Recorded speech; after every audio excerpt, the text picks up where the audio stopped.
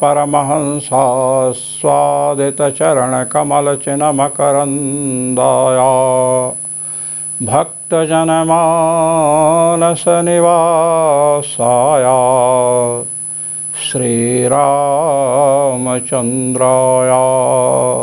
यत्र यत्र रघुनाथकीर्तनं तत्र तत्र कृतमस्तकाञ्जलिं बाष्पवारि परिपूर्णलोचनं मारुतिं नमत राक्षसान्तकं सीतानाथसमारम्भां रामानन्दार्यमध्यमाम् अस्मदाचार्यपर्यन्तां वन्दे गुरुपरम्परां वन्दे गुरुपरम्परां सर्वेश्वर श्रीरघुनाथो विजयते तराम। आज हम आश्रित उपक्रमाधिकरण में प्रवेश कर रहे हैं।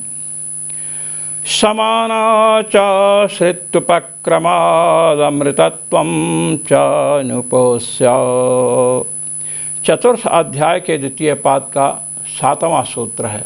इस सूत्र पर जगतगुरु भगवत्पाद श्री स्वामी रामानंदाचार्य जी महाराज अपने आनंद भाष्य को प्रस्तुत कर रहे हैं। आए आनंद भाष्य का आनंद लें। किमिदम उत्क्रमणम ब्रह्मविदो अन्यस्य च समानम आहोसिद अन्यस्यैव इति संशये अन्यस्यैव इति। कहते हैं कि ये जो जीव के देह से निकलने के समय क्या क्या होता है, वाणी तथा अन्य इंद्रियां मन में मिलती हैं और मन प्राण से संयुक्त होता है। प्राण जीव का अनुगमन करते हुए तेज से संयुक्त होता है। ये बात जो बतलाई गई है, ये ब्रह्मवेत्ता और एक सामान्य जो सांसारिक प्राणी है, दोनों के लिए समान है क्या? चाहे ब्रह्मवेत्ता शरीर से उत्क्रमण करे निकले, चाहे कोई संसारी व्यक्ति शरीर से निकले, तो शरीर से निकलने के पूर्व दोनों की वाणी मन में, मन प्राण में और प्राण जीव का अनुगमन करते हुए तेज से संयुक्त होता है। क्या यह दोनों के लिए समान है? ये प्रश्न है। ब्रह्मविदो अन्यस्य च समानम, ब्रह्मवेत्ता और ब्रह्मवेत्ता से भिन्न जो संसारी प्राणी हैं, दोनों के लिए समान है क्या यह प्रक्रिया? देह से निकलने के पहले जो क्रियाएं होती हैं। आहोसिद अन्यस्यैव, अथवा ब्रह्मवेत्ता से जो भिन्न संसारी जीव हैं उनके साथ ऐसा होता है। उनकी वाणी मन में, अन्य इंद्रियां मन में संयुक्त होती हैं, मन प्राण से संयुक्त होता है। प्राण जीव का अनुगमन करते हुए जब जीव तेज से संयुक्त होता है तो प्राण भी तेज से संयुक्त होता है। यह ब्रह्मवेत्ता से भिन्न संसारी प्राणियों की स्थिति है, अथवा ब्रह्मवेत्ता और संसारी प्राणी दोनों के साथ ऐसी घटना घटती है, ऐसा कार्य होता है, ये शंका है। इति संशय, ऐसा जब संशय उपस्थित हुआ तो कहते अन्यस्यैव इति, कहते नहीं, ब्रह्मवेत्ता के साथ ऐसा नहीं होता है। ये पूर्व पक्ष है, ध्यान देकर सुनिए। पूर्व पक्षी कह रहा है कि ब्रह्मवेत्ता के साथ ऐसा नहीं होता है। ब्रह्मविद से भिन्न जो संसारी प्राणी हैं वही जब देह से निकलते हैं उनकी आत्मा जब देह से निकलती है तो वाणी और इंद्रियां मन में संयुक्त होती हैं, मन प्राण में संयुक्त होता है, प्राण तेज में संयुक्त होता है, उनके लिए है। कहते हैं कैसे, कुतः, कैसे, हेतु दीजिए, कारण बतलाइए। कहते सुनो, ब्रह्मविदस्तु अत्रैव अमृतत्व श्रवणात् उत्क्रमण भावात्। कहते देखिए, जो ब्रह्मवेत्ता है, भगवान की सतत स्मृति करने वाला प्राणी है, उसको तो मोक्ष यहीं पर सुनाई दे रहा है।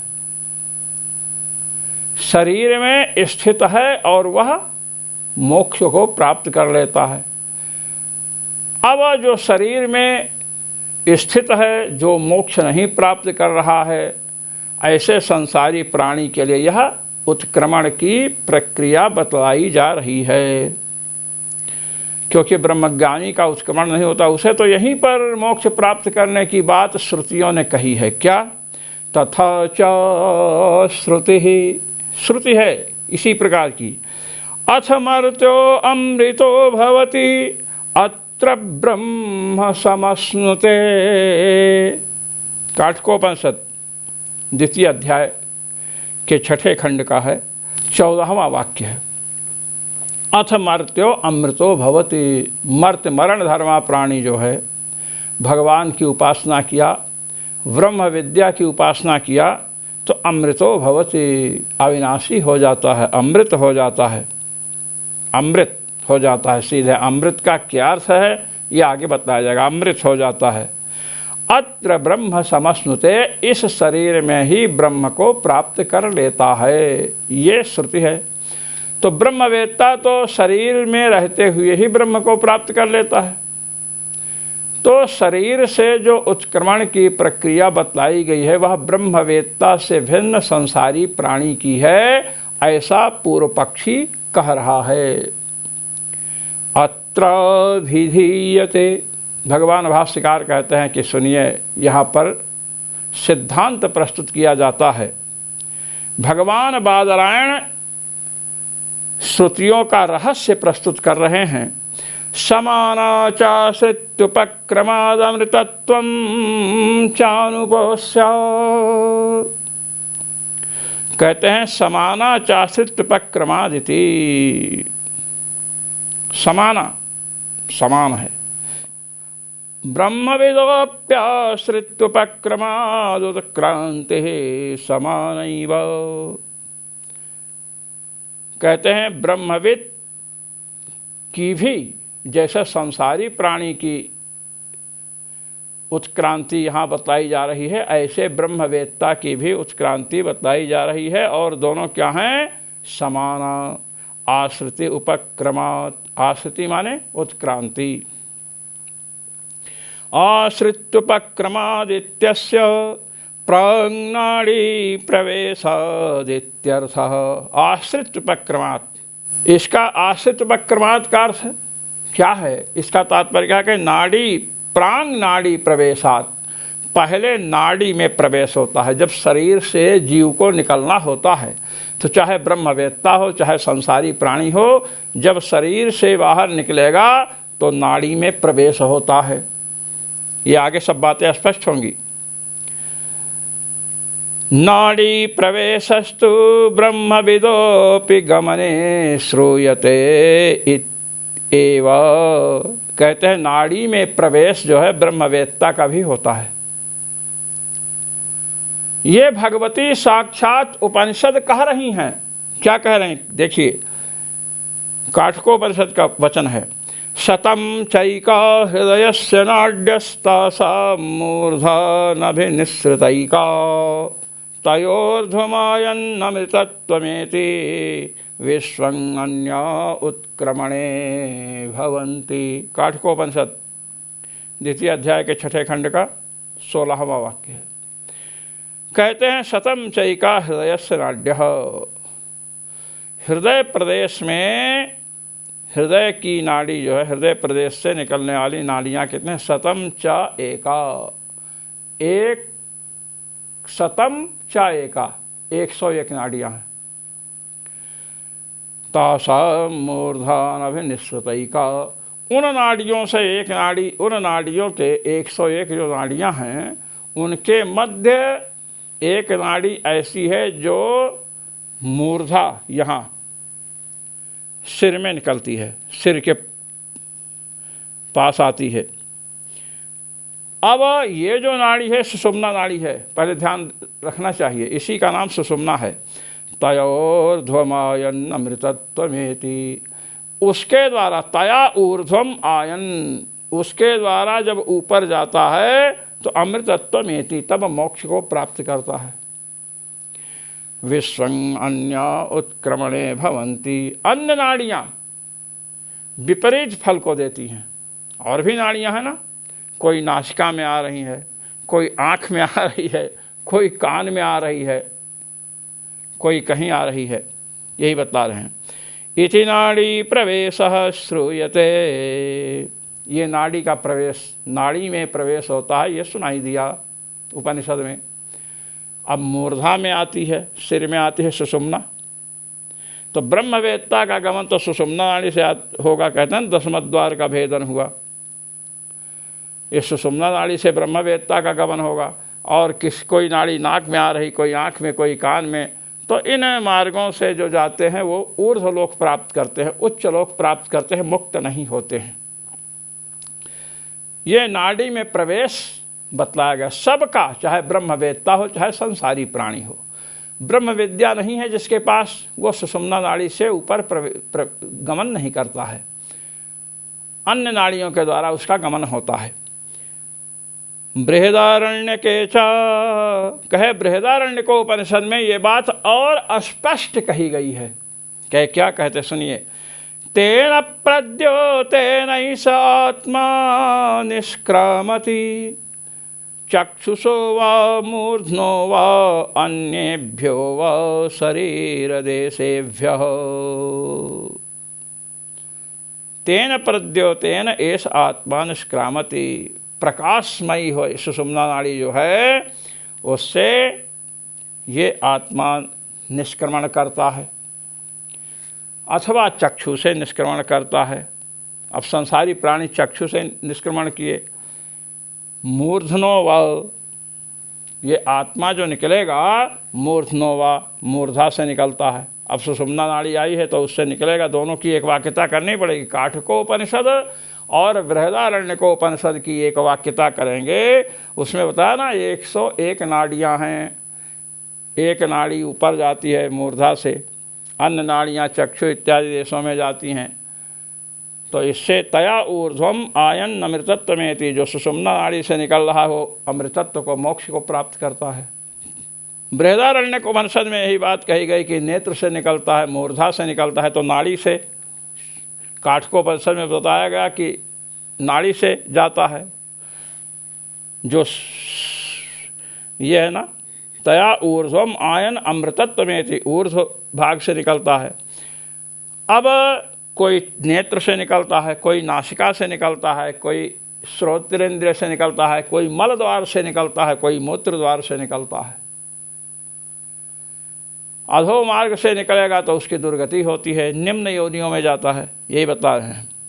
अन्येभ्यो व शरीर देशेभ्यः, अन्य शरीर के भागों से निकलता है। इति श्रूयते, ये बृहदारण्यकोपनिषद के 4th अध्याय के 4th खंड का दूसरा वाक्य है। तत्र शतं चैकेति श्रुत्यभिहित सुषुम्ना नाडी द्वारा प्राण प्रयाणस्य, प्रकृतश्रुत्यापि मूर्धनो वा इत्यनुमोदितस्य तस्य ब्रह्मविद अभिप्रायकत्वात्। कहते हैं शतं चैका हृदय नाड्यः तासां मूर्धान अभिनिषदैका। काठकोपनिषद के द्वारा जो बतलाया गया था कि 101 नाड़ियाँ हैं हृदय की, अब उसमें एक नाड़ी मूर्धा की ओर गई है। तो ये बतला रहे हैं शतम चैके श्रुत्यभिहित सुषुम्ना नाड़ी द्वारा, इस श्रुति के द्वारा जो कहा गया कि वो नाड़ी है उससे ऊपर निकलता है तो मूर्धा से निकलता है, ऊपर तो मूर्धा है, सिर है, तो इससे निकलता है, कहते हैं श्रुत्यवहित सुषुम्ना नाड़ी द्वारा, वहाँ पर सुषुम्ना नाड़ी के द्वारा प्राण प्रयाण हो रहा है। किसका? ब्रह्मविद का। प्रकृत श्रुत्या मूर्धनो वा, और प्रकृत बृहदारण्यक श्रुति में बताया गया मूर्धनो वा, तेन प्रद्योतेन एष आत्मा निष्क्रामत, ये आत्मा निकलता है। चक्षुषो वा, चाहे नेत्र से निकले, मूर्धनो वा, चाहे सिर से निकले, तो सिर से सुषुम्ना नाड़ी भी मूर्धा में आती है। तो काठकोपनिषद और बृहदारण्यक दोनों का क्या तात्पर्य है? ऊर्ध्वन तया ऊर्ध्वम आयन अमृतत्वमेति, सुषुम्ना नाड़ी के द्वारा जब ऊपर निकलेगा तो मोक्ष को प्राप्त करेगा। तो ये बता रहे हैं कि सुषुम्ना नाड़ी के द्वारा प्राण का प्रयाण यदि होता है, और यहाँ पर बताएगा मूर्धनोवा बृहदारण्यक में, मूर्धा में, सुषुम्ना नाड़ी मूर्धा में ही जाती है।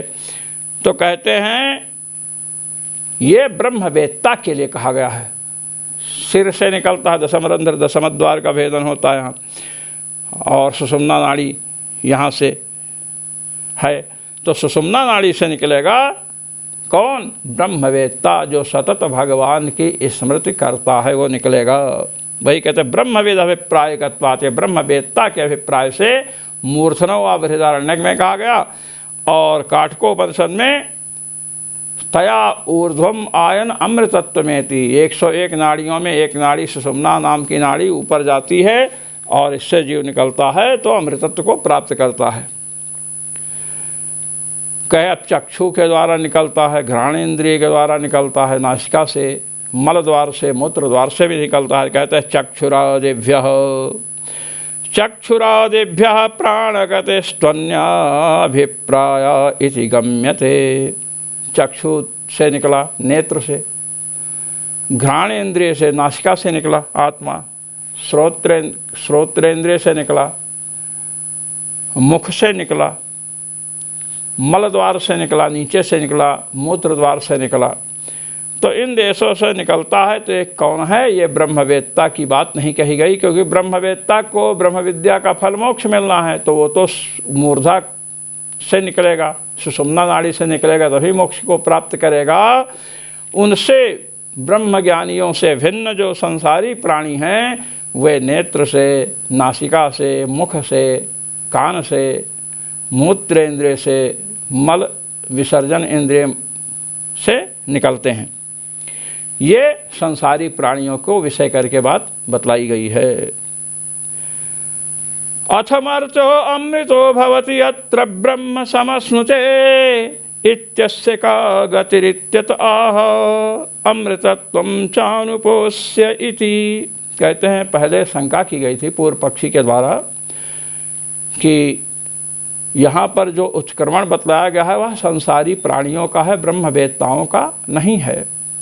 पूर्व पक्षी ने कहा कि ब्रह्मवेत्ताओं का यह उत्क्रमण उत्क्रांति नहीं है, शरीर से गमन की पद्धति ब्रह्मवेत्ताओं की नहीं है, क्योंकि ब्रह्मवेत्ता के लिए कहा गया है कि अथ मर्त्यो अमृतो भवति अत्र ब्रह्म समश्नुते, वो यहीं पर ब्रह्म को प्राप्त कर लेता है। तो जब ब्रह्म को प्राप्त कर लिया तो उसका गमन अन्यत्र कैसे हो सकता है? इसलिए संसारी विषय की है, उत्क्रांति है, ऐसा पूर्व पक्षी ने कहा। तो उसका उत्तर कर रहे हैं कि देखो, अथ मर्त्यो अमृतो भवति अत्र ब्रह्म समश्नुते, ये जो श्रुति है इसका तात्पर्य हम बतला रहे हैं क्या है। इस तात्पर्य को निर्णीत करने के लिए कहा अमृतत्वं चानुपोष्य। भगवान बादरायण जो ब्रह्मसूत्र प्रस्तुत किए हैं, समानाचासित्युपक्रमादमृतत्वं चानुपोष्य, समानाचासित उपक्रमात् इतने अंश की व्याख्या हो गई। अब कह रहे हैं अमृतत्वं चानुपोष्य, इस पर बतला रहे हैं चोवधारणे चा अनुपोष्य, चा का अर्थ करते हैं अवधारण, निश्चय, निश्चित रूप से यह बात आप समझ लें। क्या?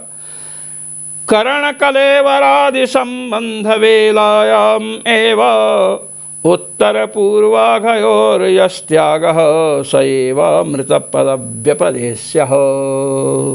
कहते हैं करण कलेवर आदि का संबंध जो है शरीर में जब संबंध ब्रह्मज्ञानी का रहता है तो उसी समय ब्रह्म विद्या के प्रभाव से ब्रह्म विद्या के पूर्व में किए गए सभी कर्मों का विनाश बतलाया गया। ब्रह्म विद्या से पूर्व में संचित जो कर्म हैं उनका विनाश ब्रह्म विद्या से होता है, और जो ब्रह्म विद्या के अंग के रूप में वर्णाश्रम धर्म का पालन किया गया है वह ब्रह्म विद्या के दृढ़ता में, उत्पत्ति में और दृढ़ता में उपयुक्त हो जाएगा।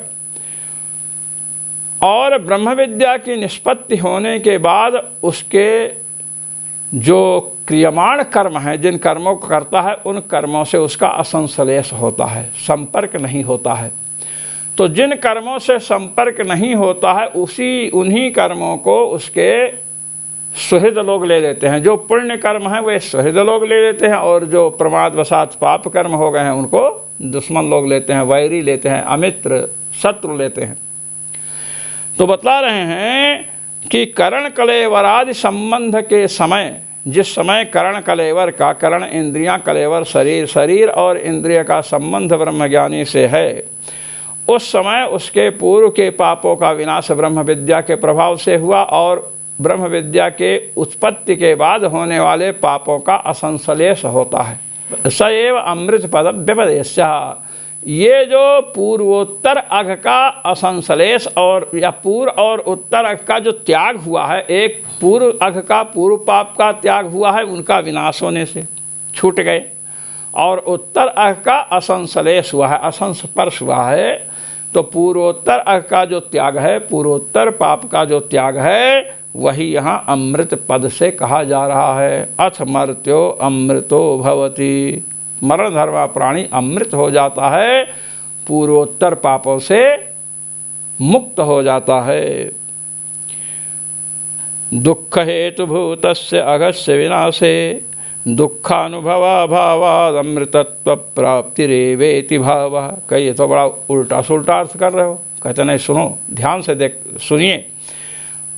दुखों का कारण क्या है? पाप है। दुख हेतु भूतस्य अघस्य विनाशे, दुख के मूल में क्या है? पाप है। तो दुख का हेतु जो पाप है, जब वे पाप नष्ट हो गए तो दुखों का अनुभव तो होगा नहीं। इसलिए अमृतत्व प्राप्ति जैसे वो रहता है, लगता है मोक्ष मिल गया। एतच्चा श्रुति पूर्वार्धेन अस्पष्टीक्रियते, क्या ये श्रुति जो है पूर्वार्ध भाग को भी मिला करके अर्थ करेंगे तो स्पष्ट हो जाएगी। क्या? यदा सर्वे प्रमुच्यन्ते कामायेस्य हृदय श्रिताः, जब इसके हृदय में, जो इस ब्रह्मज्ञानी के हृदय में स्थित कामनाएं हैं, उन कामनाओं से जब यह छूट जाता है, ये बताया गया। इति हृदयाधिष्ठित सुख दुख हेतु भूत पुण्य पाप प्रमोकानंतरम एव अमृतत्व वचनम।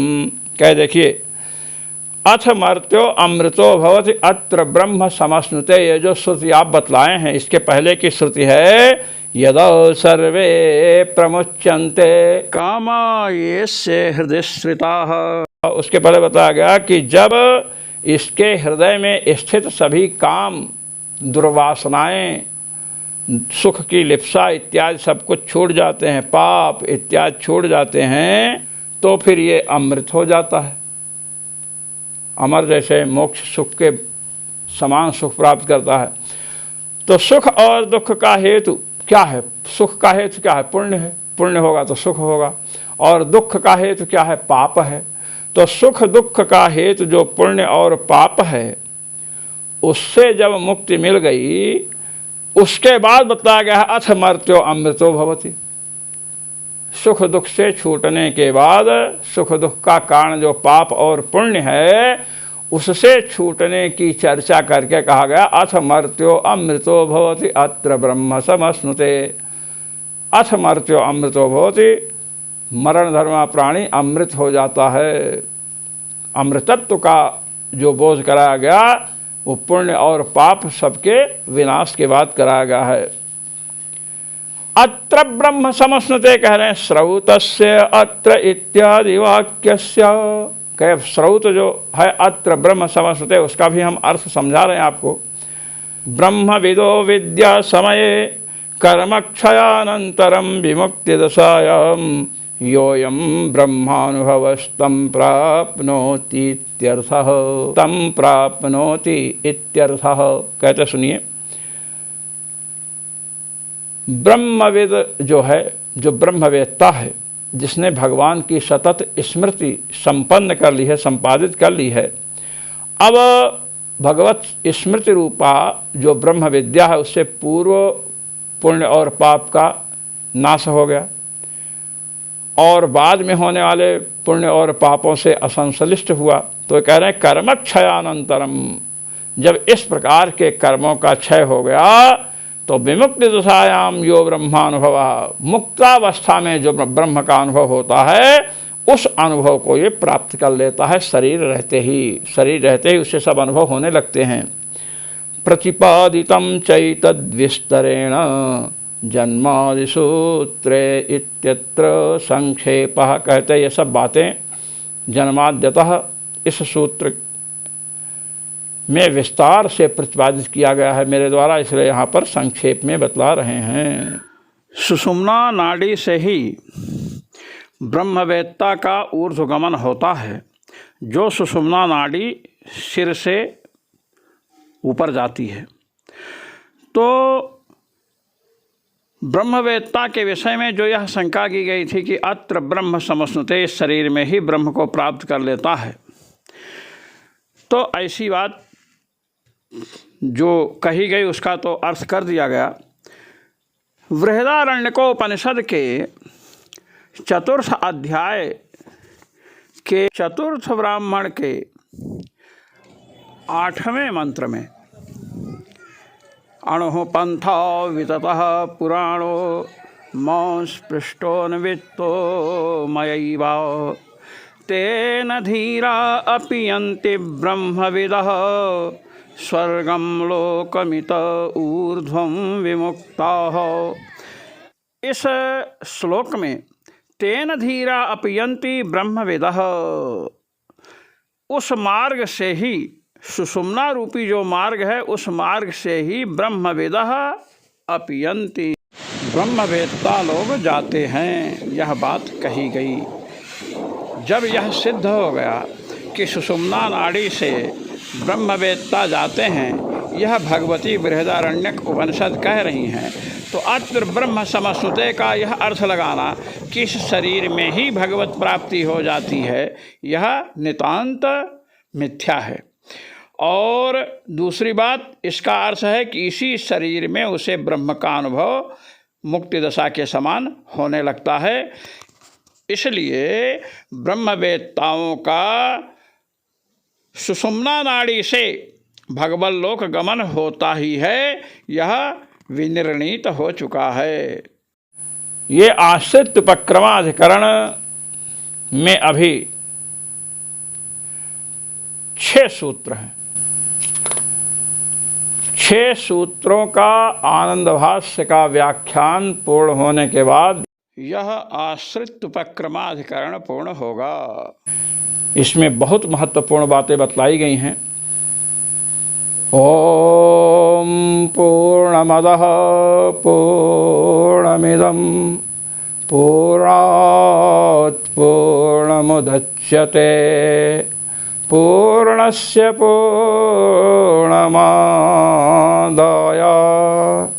पूर्णमेवावशिष्यते।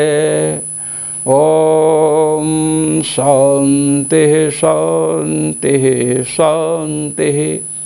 जो मनीषी महानुभाव भगवत्पाद श्री स्वामी रामानंदाचार्य जी महाराज द्वारा विरचित आनंद भाष्य का श्रवण मनन एवं निधिध्यासन करते हैं, उन सभी मनीषी महानुभावों को सर्वेश्वर श्री रघुनाथ जी की ओर से अनंतानंत आशीष और मेरी ओर से सादर सप्रेम जय श्री राम।